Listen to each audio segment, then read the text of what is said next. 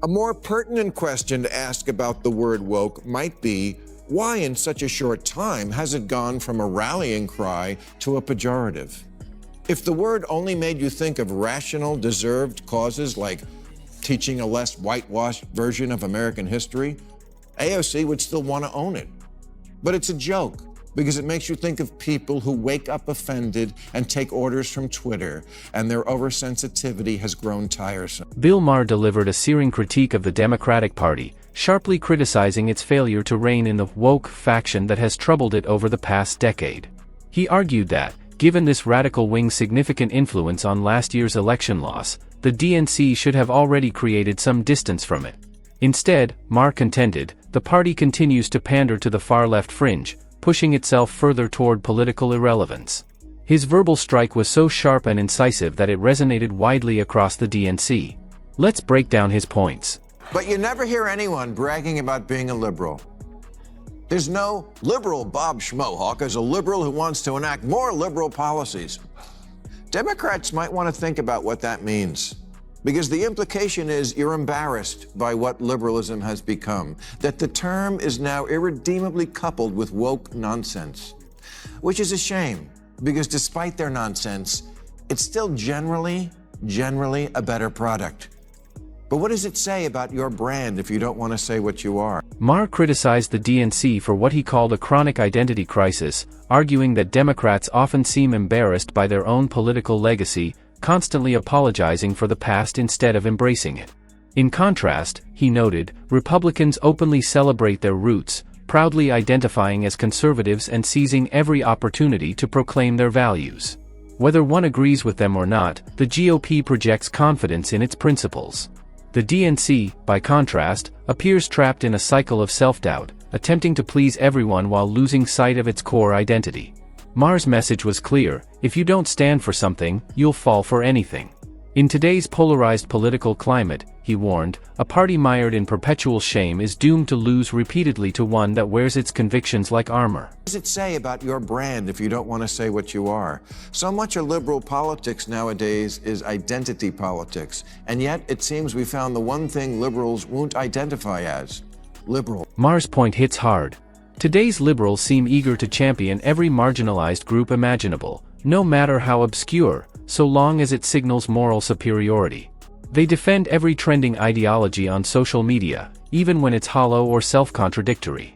Yet when it comes to defending liberalism itself, they fall silent, as if afraid of being labeled intolerant or out of touch. Instead of standing firm on core principles like free speech, open debate, and individual liberty, the very foundations of liberal thought, they have become prisoners of their own political correctness.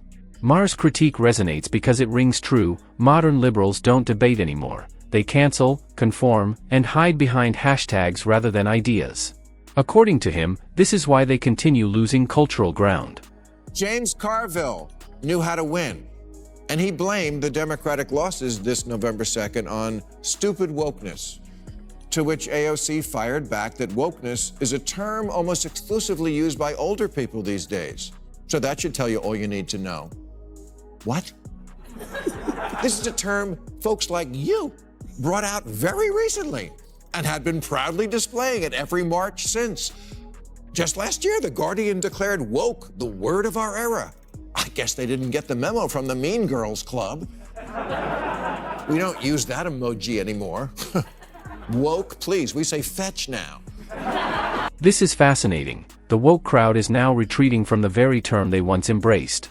Just a few years ago, they proudly wore woke as a badge of moral superiority, flooding social media with hashtags, lectures, and self-congratulatory posts that claimed they were more aware, evolved, and compassionate than everyone else. Now, however, they quietly distance themselves, acting as if the word never existed or was somehow distorted by critics. It's striking how quickly a movement can abandon its own label when it becomes inconvenient. The same group that once weaponized the term to shame others is now scrambling as it spectacularly backfires. Maher's point lands perfectly. If your beliefs can't withstand your own slogans, the problem isn't the word, it's the ideology behind it. What a great strategy, never missing an opportunity to remind voters how lame and clueless and hopelessly uncool they are, especially since those are the ones who actually vote. But okay, fine. What word would you like us to use for the plainly insane excesses of the left that are not liberalism, but something completely different? Because you can't have that word liberal from us and think it should cover things like canceling Lincoln and teaching third graders their oppressors. That's all your new thing. It's almost poetic that the woke crowd now finds the term woke offensive and is sprinting away from it. But here's the twist, they're not abandoning the ideology itself, they're merely rebranding the same ideas under new labels. The core notions remain, that men can be women, that men can get pregnant, that hiring or promotions should favor skin color over skill. The only difference is that the label woke has been scrubbed away, replaced with something seemingly more acceptable, in the hope that no one notices. Make no mistake, the mindset endures, anti-common sense, anti-reality, and utterly disconnected from the everyday lives of ordinary people. The woke crowd may have ditched the name, but not the absurdity. As Maher would put it, changing the term doesn't solve the problem, it only makes the hypocrisy easier to conceal. If the word only made you think of rational, deserved causes like teaching a less whitewashed version of American history, AOC would still want to own it. But it's a joke, because it makes you think of people who wake up offended and take orders from Twitter, and their oversensitivity has grown tiresome. That said, I would love to have AOC on this show. The woke crowd, beyond their anti-common sense ideology, seems trapped in a constant state of outrage. Nothing ever satisfies them. If the present offers nothing to be offended by, they dig through centuries of history, hunting for a quote, a statue, or a painting to fuel their next moral crusade. Victimhood has become a full-time occupation. And when they do find something that offends their delicate sensibilities, they don't just critique it, they cancel it. Great historical figures, artists, and thinkers are being erased because their words or beliefs don't meet 21st century social media standards. Maher is spot on to mock this hysteria. It's not progress, it's regression. A society that constantly rewrites history to avoid discomfort isn't enlightened, it's fragile. And that fragility, Maher warns, is precisely what is eating away at the Democratic Party from within. That said, I would love to have AOC on this show. There's so much to admire there. I was one of her first supporters for the Green New Deal idea. But that will probably never happen, because Democrats don't go anywhere these days where they're not pre-adored. And that's my last bit of advice to them. Go where the Amen Corner isn't.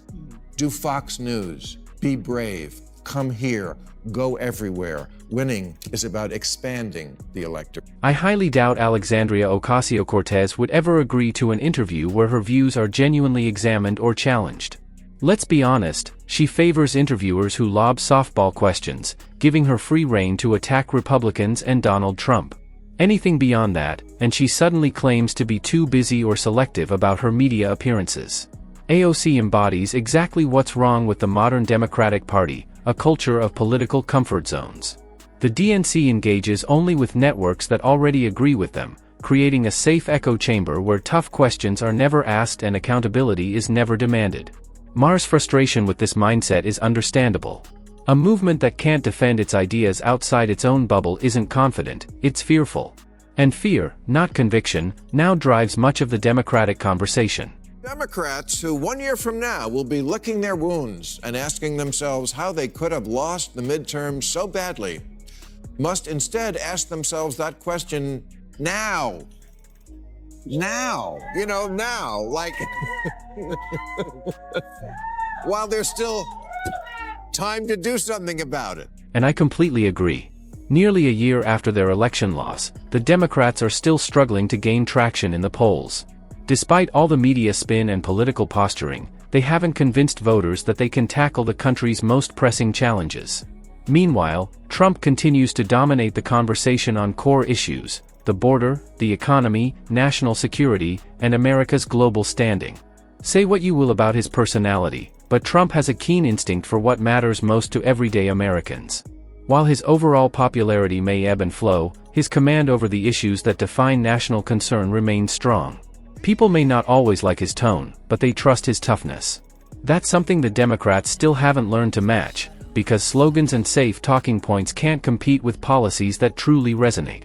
A couple of weeks ago, Amy Klobuchar was here, and when I suggested the Democrats need a messaging czar, she offered me the job. Well, you need a messaging czar in your party. And do you think it should be you? Amy, I'm flattered. But after careful consideration, I must decline. The hours it would take me away from home would make it very difficult on my family. But I will tonight, once again, break out my coach hat and try to point the Democrats in the right direction. That's all I can do. Maher is absolutely right. The DNC desperately needs a messaging czar, because right now their communication strategy is a complete disaster. No one could even recall what Kamala Harris's core message was during the 2024 election run-up. It was scattered, inconsistent, and hopelessly focused on appeasing the fringe left rather than speaking to mainstream America. The party seemed more invested in virtue signaling than in offering real, relatable solutions to real problems.